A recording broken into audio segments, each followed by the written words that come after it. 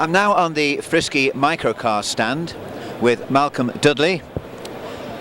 Good morning, Malcolm, and welcome to the Classic Restoration Show 2019. Thank you. So I wanted to do this video because I wanted to interview you, because myself, I don't know a lot about these cars, and there's probably a lot of people out there similar like me. So could you give me a brief history how they got started? No problem. They started in the 50s when cars weren't available and there was a market for a small cheap car. So a gentleman named Raymond Flower approached Meadows, who made engines for Lagonda, to produce the car.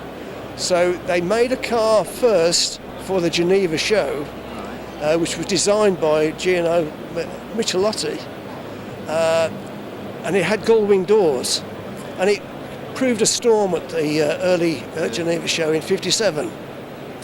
But they realised it was too expensive to make, and there was problems with the gull-wing doors, so they redesigned it for the November show at the NEC. Did you say it had gull-wing doors? The original had gull-wing doors, but it proved very problematic. So they redesigned it and ended up with the car that we have here.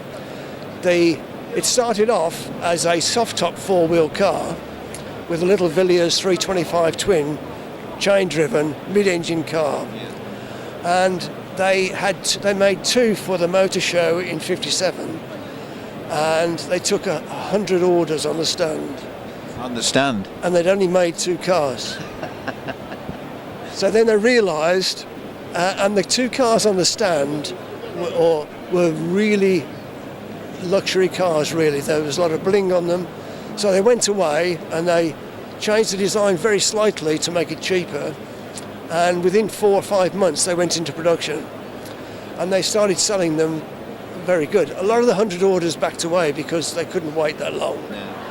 So from 1959, they produced these cars till under various ownerships till about end of '62. They started off with this soft top, and the second year they brought in the coupe, which is the hard top four-wheeler. Then they realised that people on motorbikes could drive a three-wheeler on a motorbike licence. So they produced the three-wheeler hardtop, which was the most successful one.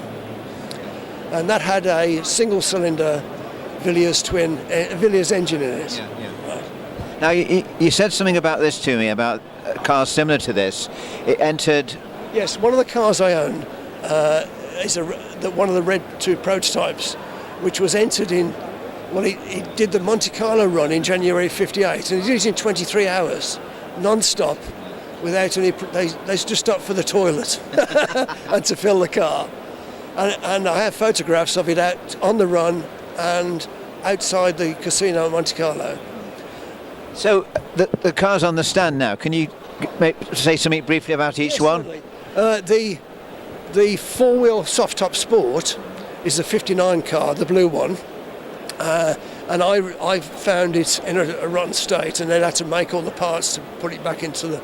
And that one is on the road, driving, etc. The yellow coupe is an early yellow coupe. There's only 4 of those left in the world. There are 16 Sports left in the world, 2 in Australia, 2 in America, 1 in Germany, 1 in France, and the rest in England. The coupe, there's only 4 left. Then the red one next to it is the Family Three. They called it a Family Three because you could get 3 seats, 3 people on the seat, and that's the three with a push. With a push. Usually it was 2 people and a child. But that was the very popular one, and I actually had one of those when I was 18, and it was my car to get to work. That's why I had an affinity to it. And the last one, which is a very early Sport, is unrestored, and we brought it to the show to show how they are. So, what about spare parts? I mean, can you still get them, or do you make them yourself? Or? A lot of the mechanics were based on parts that they could buy. The brakes are Morris 1000, the headlights are Y-Pack, tail lights are Y-Pack again. So a lot of the parts you can get, Speedo, Smiths, etc.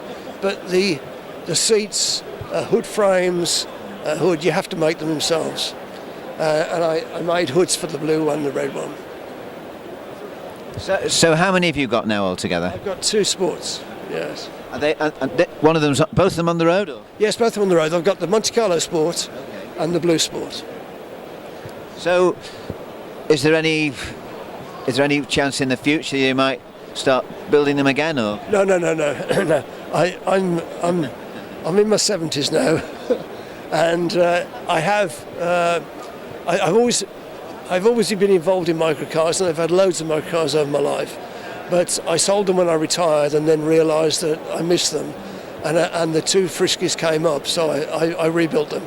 So was the Frisky your first car then? It was. I had a motorbike, I had an aerial leader, and it got very wet in the winter, and I saw this Frisky for £25, I might add, and I had it for 2 years. Yeah. Well, you always remember your first car, don't you? Oh, I did all my courting in my first car. Yeah, no, exactly. but you had to have both doors open. Enough said. Well, thank you, Malcolm, for the information on the cars and the interview. Thanks very much. And now I know a little bit more about them. I'll look at them and say, well, I know what the engine is, and I know how many there are of each one. Thank you very much. My pleasure.